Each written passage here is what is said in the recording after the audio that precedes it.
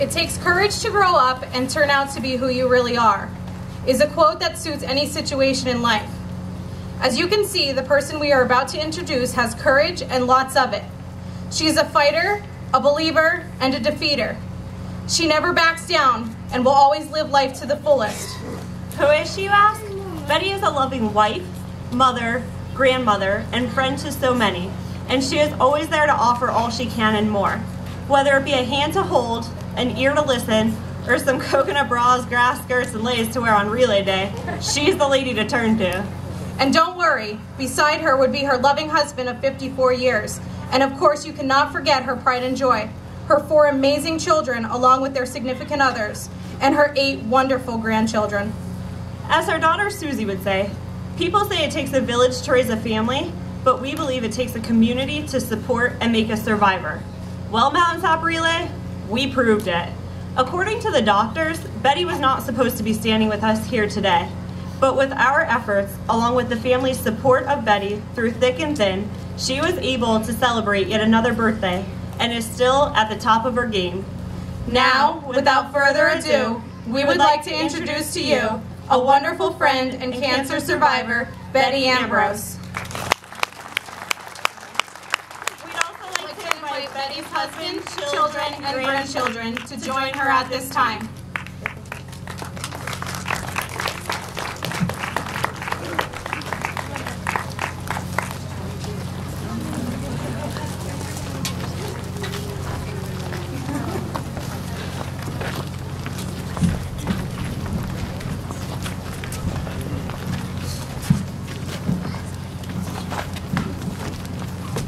All 22 of them.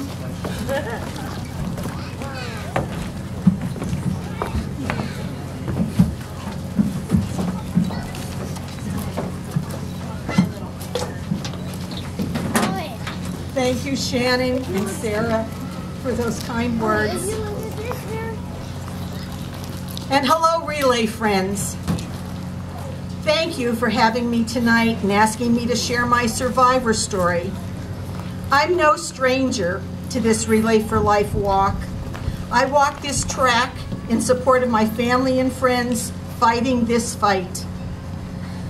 I walk this track as a caregiver to my husband in treatment for prostate cancer.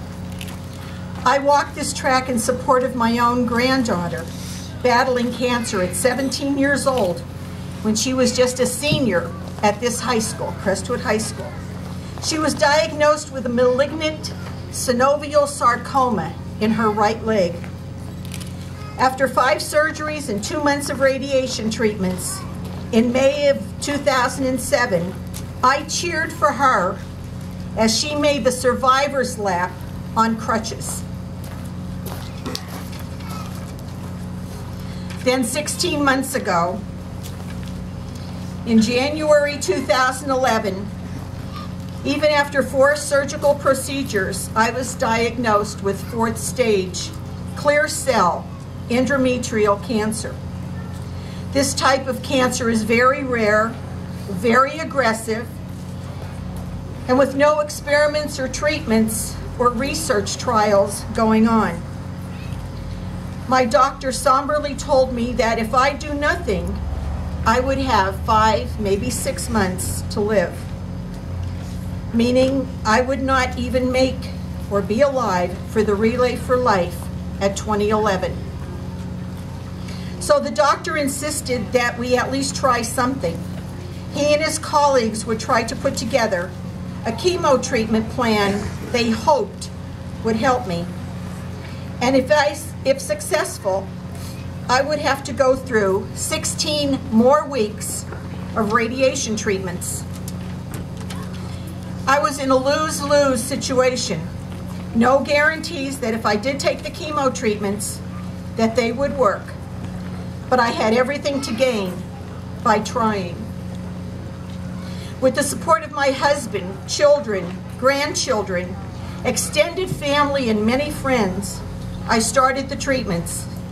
Let me tell you, they were killers. Bed rest was the only thing that somewhat helped my aching body. I remember that even my eyelids hurt to open them. One Sunday, as the family gathered to help and console me, my 6-year-old grandson came into my room and laid next to me with his arms around my neck and said, "Grandma, I'll lay with you and make it better. I love you." As I laid there holding him, I knew that for how much agony I had to go through, I could endure whatever was ahead of me. With these treatments came many side effects. One minor side effect was hair loss, to the point where I even lost my eyelashes. When this same little grandson went for a haircut, he asked if he could bring the hair home for me, the hair that laid on the floor, because cancer took his Graham's hair. It was little things like this that helped me endure the agony of the treatments. Support is a very important issue. At all the meetings we had with the various doctors from Hershey Medical Center, Lankenau Hospital in Philadelphia, as well as local doctors here in Kingston and Dunmore, my husband and children and grandchildren were there with their love and support. I thank God for my family and many friends for their love, prayers, tears, and sacrifices they endured on my behalf. I would now like to thank the Mountaintop Relay for Life Committee for asking me to speak to you tonight at this memorial celebration and tell you my story.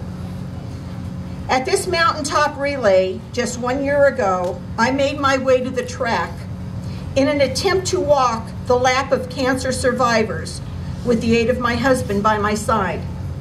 My initial thought was, I'll never make this. I'll never make this. Being weakened from the chemo treatments, the track looked miles long. Then I recall looking around and seeing all the many friends, neighbors, and faces I had never seen before, clapping and wishing us all well, with cheers of encouragement. I guess that was what I needed for me to at least attempt to walk, to see how far I could eventually get. So with my new pink bandana covering my bald head, my feet hurting and burning from neuropathy, my stomach wrenching from the chemo treatments, we began to walk, step after step. And I was able to complete the lap. Waiting for me at the finish line was my family and friends and strangers meeting with me with hugs and kisses and tears. And I remember thanking God for the courage and strength and stamina that I needed to complete the Survivor's Walk. This year's lap of survivors was very different for me. The year 2012. I am one of the survivors.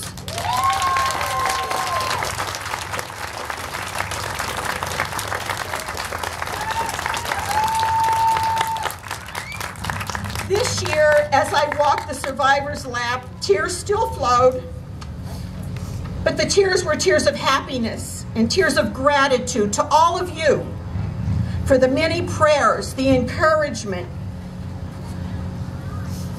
and all of your hard work, and all the money that you people raised for the American Cancer Society that made this dream of surviving cancer a reality for me and many others. I beat the odds against me. I was able to celebrate our 53rd wedding anniversary, Thanksgiving, Christmas, New Year's 2012, my birthday, Easter, and now the 2012 Mountaintop Relay for Life. I could never have done it without you.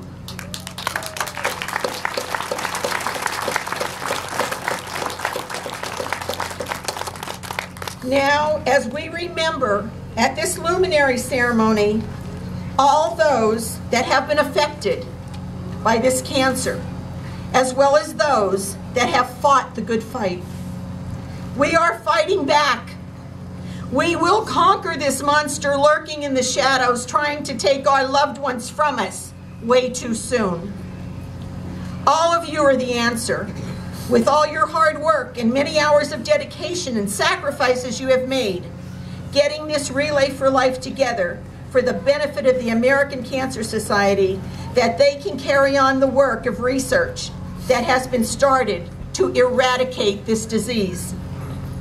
Last year alone, nearly 1 million cancer patients, families of cancer patients, caregivers, and friends made calls to the American Cancer Society's trained individual information specialists for information about the disease and various forms of cancer, treatments, side effects, early detection, prevention, nutrition, hydration, and other services available.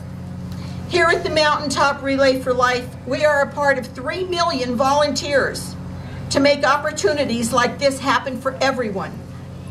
Thank you on behalf of all the cancer patients and survivors, with the hope that we will have more and more survivors until the day comes when we can truly celebrate life with the eradication of cancer. Thank you, and God bless you all.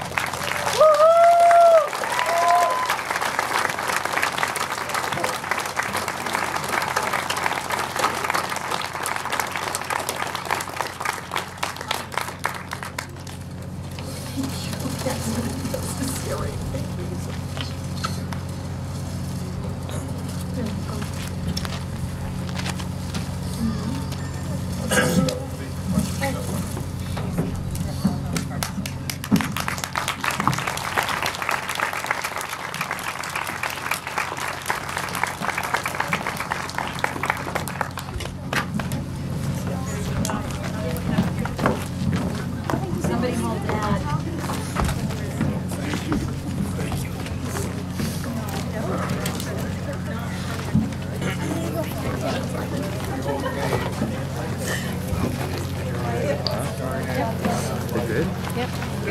12 minutes and 15 seconds. I want to wait till the last person's off the stage.